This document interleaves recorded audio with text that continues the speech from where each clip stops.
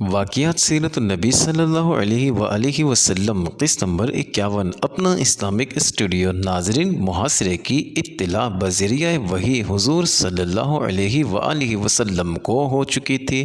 نبی کریم صلی اللہ علیہ وآلہ وسلم کا مبارک معمول تھا کہ آپ شروع رات میں عشاء کی نماز کے بعد آرام فرماتے اور آدھی رات کے بعد گھر سے نکل کر مسجد حرام تشریف لاتے اور وہاں تہجد کی نماز ادا فرماتے۔ ناظرین، اس رات آپ نے حضرت علی رضی اللہ عنہ کو حکم دیا کہ وہ آپ کے بستر پر سو جائیں اور آپ کی سبز حضرمی چادر اوڑھ لیں۔ ناظرین، آپ صلی اللہ علیہ وآلہ وسلم وہی چادر اوڑھ کر سویا کرتے تھے۔ یہ بھی بتلا دیا کہ تمہیں ان کے ہاتھوں کوئی گزن نہیں پہنچے گی۔ ناظرین، ادھر رات جب ذرا تاریک ہو گئی اور ہر طرف سناٹا چھا گیا اور عام لوگ اپنی خواب گاہوں میں جا چکے تو مذکورہ بالا افراد نے خفیہ طور پر نبی صلی اللہ علیہ وآلہ وسلم کے گھر مبارک کا رخ کیا اور دروازے پر جمع ہو کر گھات میں بیٹھ گئے۔ وہ حضرت علی رضی اللہ عنہ کو دیکھ کر سمجھ رہے تھے کہ آپ صلی اللہ علیہ وآلہ وسلم سوئے ہوئے ہیں، اس لیے انتظار کرنے لگے کہ آپ اٹھیں اور باہر نکلے تو یہ لوگ یکایک آپ پر ٹوٹ پڑے اور مقررہ فیصلہ نافذ کرتے ہوئے آپ کو شہید کر دیں۔ ناظرین، ان لوگوں کو پورا وثوق اور پختہ یقین تھا کہ ان کی یہ ناپاک سازش کامیاب ہو کر رہے گی، یہاں تک کہ ابو جہل نے بڑے متکبرانہ اور پرغرور انداز میں مذاق و استہزاء کرتے ہوئے اپنے گھیرا ڈالنے والے ساتھیوں سے کہا، محمد صلی اللہ علیہ وآلہ وسلم کہتا ہے کہ اگر تم لوگ اس کے دین میں داخل ہو کر اس کی پیروی کرو گے تو عرب و عجم کے بادشاہ بن جاؤ گے، پھر مرنے کے بعد اٹھائے جاؤ گے تو تمہارے لیے اردن کے باغات جیسی جنتیں ہوں گی، اور اگر تم نے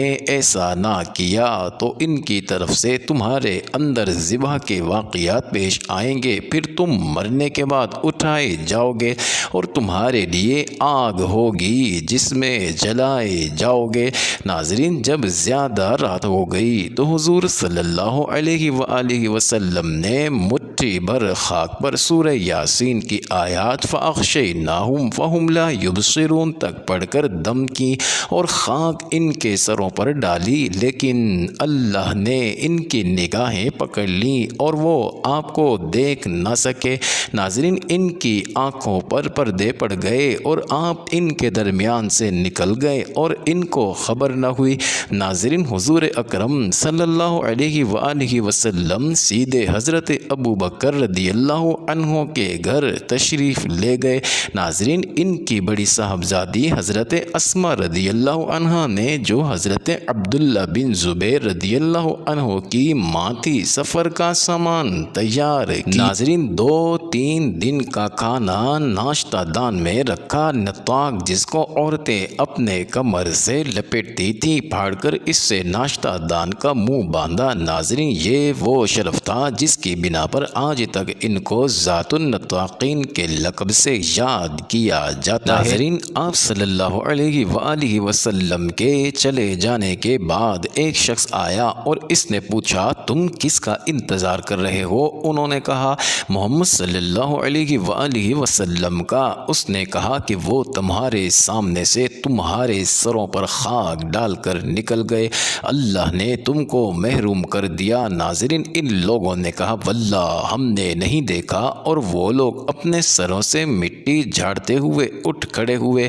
لیکن پھر دروازے کی دراز سے جھانک کر دیکھا تو حضرت علی رضی اللہ عنہ نظر آئے۔ کہنے لگے، اللہ کی قسم، یہ تو محمد صلی اللہ علیہ وآلہ وسلم سوئے پڑے ہیں، ان کے اوپر ان کی چادر موجود ہے۔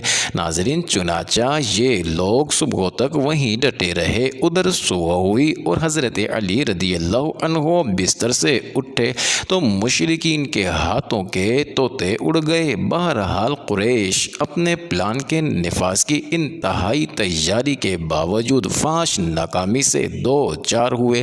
ناظرین، رسول اللہ صلی اللہ علیہ وآلہ وسلم 28 صفر بمطابق 14 سن نبوت بمطابق 12 ستمبر سن 622 سن عیسوی کی درمیانی رات اپنے مکان سے نکل کر جان و مال کے سلسلے میں اپنے سب سے قابل اعتماد ساتھی حضرت ابو بکر رضی اللہ عنہ کے گھر تشریف لائے اور ان کے ہمراہ مکہ سے نکلے اور نکلتے ہوئے حزدرہ کے مقام پر کعبۃ اللہ کی طرف منہ کیا اور بڑے دکھ سے فرمایا، اللہ کی قسم تو مجھے روئے زمین پر سب سے زیادہ محبوب ہے اور خدا کو بھی اپنی زمین میں تو ہی سب سے بڑھ کر محبوب ہے۔ اگر تیرے باشندوں نے مجھے نہ نکالا ہوتا تو میں کبھی تجھے نہ چھوڑتا، چونکہ نبی کریم صلی اللہ علیہ وآلہ وسلم کو معلوم تھا کہ قریش پوری جاں فشانی سے آپ کی تلاش میں لگ جائیں گے اور جس راستے پر فوراً نظر اٹھے گی مدینہ کا کاروانی راستہ ہوگا جو شمال کے رخ پر جاتا ہے، اس لیے آپ نے وہ راستہ اختیار کیا جو اس کے بالکل الٹ تھا، یعنی یمن جانے والا راستہ جو مکہ کے جنوب میں واقع ہے۔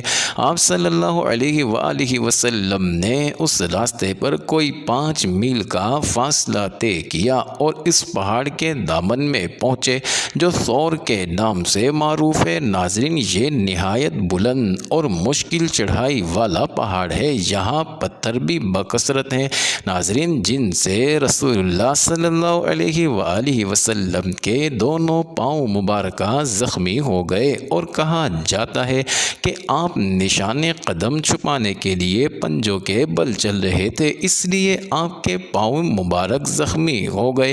بہرحال وجہ جو بھی رہی ہو، حضرت ابو بکر رضی اللہ عنہ نے پہاڑ کے دامن میں پہنچ کر آپ صلی اللہ علیہ وآلہ وسلم کو اٹھا لیا اور دوڑتے ہوئے پہاڑ کی چوٹی پر ایک غار کے پاس جا پہنچے جو تاریخ میں غار ثور کے نام سے معروف ہے۔ اس ناظرین، غار کے پاس پہنچ کر حضرت ابو بکر رضی اللہ عنہ نے کہا، اللہ کے لیے ابھی آپ اس میں داخل نہ ہوں، پہلے میں داخل ہو کر دیکھ لیتا ہوں، اگر اس میں کوئی ضرر رساں چیز ہوئی تو آپ کے بجائے مجھے اس سے سابقہ پیش آئے گا۔ چنانچہ حضرت ابو بکر رضی اللہ عنہ اندر گئے اور غار کو صاف کیا۔ ایک جانب چند سوراخ تھے، انہیں اپنا تہبند پاڑ کر بند کیا۔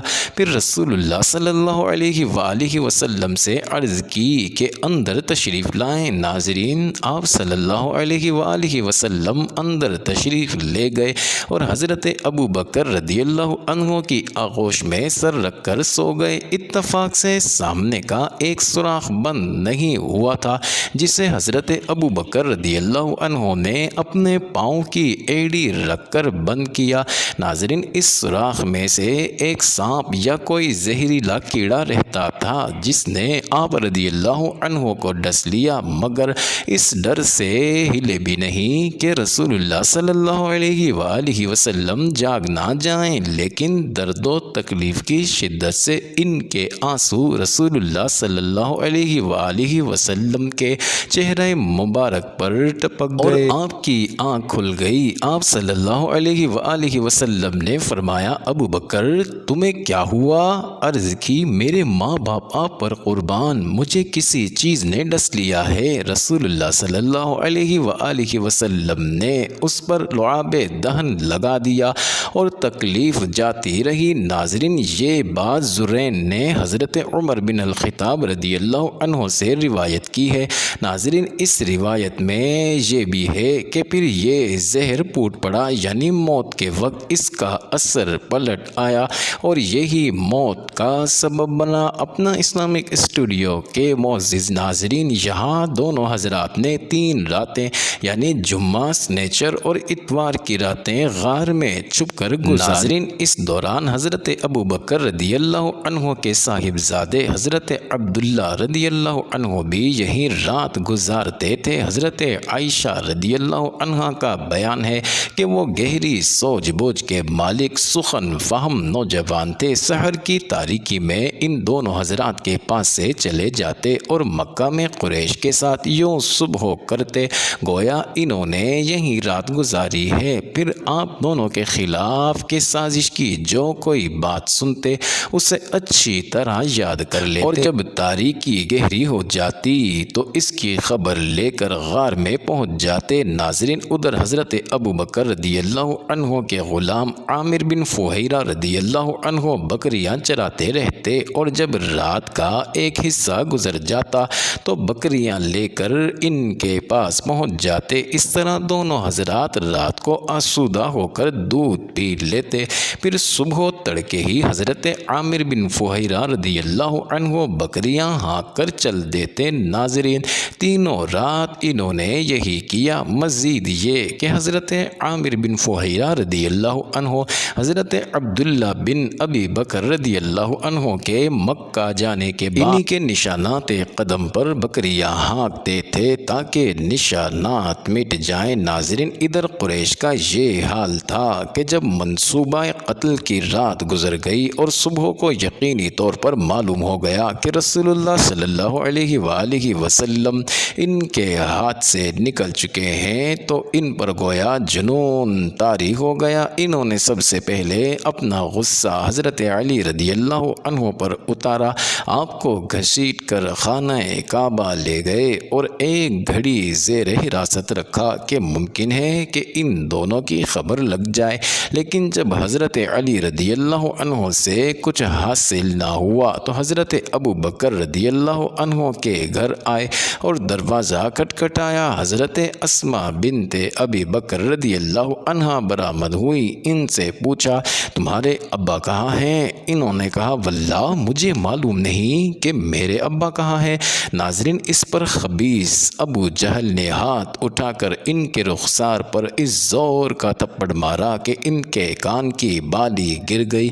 ناظرین، اس کے بعد قریش نے ایک ہنگامی اجلاس کر کے یہ طے کیا کہ ان دونوں کو گرفتار کرنے کے لیے تمام ممکنہ وسائل کام میں لائے جائیں۔ چنانچہ مکے سے نکلنے والے تمام راستوں پر خواہ وہ کسی بھی سمت جا رہا ہو نہایت کڑا مسلح پہرا بٹھا دیا گیا۔ اسی طرح یہ اعلان عام بھی کیا گیا کہ جو کوئی رسول اللہ صلی اللہ علیہ وآلہ وسلم اور ابو بکر رضی اللہ عنہ کو یا ان میں سے کسی ایک کو زندہ یا مردہ حاضر کرے گا، اسے ہر ایک کے بدلے 100 اونٹوں کا گران قدر انعام دیا جائے گا۔ ناظرین، اس اعلان کے نتیجے میں سوار اور پیادے اور نشانات قدم کے ماہر کھوجی نہایت سرگرمی سے تلاش میں لگ گئے اور پہاڑوں، وادیوں اور نشیب و فراز میں ہر طرف بکھر گئے، لیکن نتیجہ اور حاصل کچھ نہ رہا۔ تلاش کرنے والے غار کے دہانے تک بھی پہنچے لیکن اللہ اپنے کام پر غالب ہے۔ ناظرین، چنانچہ صحیح بخاری میں حضرت انس رضی اللہ عنہ سے مروی ہے کہ حضرت ابو بکر رضی اللہ عنہ نے فرمایا، میں نبی صلی اللہ علیہ وآلہ وسلم کے ساتھ غار میں تھا، سر اٹھایا تو کیا دیکھتا ہوں کہ لوگوں کے پاؤں نظر آ رہے ہیں۔ میں نے کہا، اے اللہ کے نبی صلی اللہ علیہ وآلہ وسلم، اگر ان میں سے کوئی شخص محض اپنی نگاہ نیچی کر دے تو ہمیں دیکھ لے گا، مجھے اپنی جان کا غم نہیں، اگر آپ کو کچھ ہو گیا تو امت ہلاک ہو جائے گی۔ ناظرین، آپ صلی اللہ علیہ وآلہ وسلم نے فرمایا، ابو بکر خاموش رہو، ہم دو ہیں جن کا تیسرا اللہ ہے۔ ناظرین، ایک روایت کے الفاظ یہ ہیں، ابو بکر، ایسے دو آدمیوں کے بارے میں تمہارا کیا خیال ہے جن کا تیسرا اللہ ہے؟ ناظرین، تھوڑی ہی دیر کے بعد مشرکین مکہ آپس میں کہنے لگے کہ یہاں تو کوئی بھی نہیں ہے۔ ناظرین، یہ سنتے ہی ایک شخص نے معزز ناظرین جاری ہے، اگلی ویڈیو قسط نمبر 52 میں دیکھنا مت بھولیے گا۔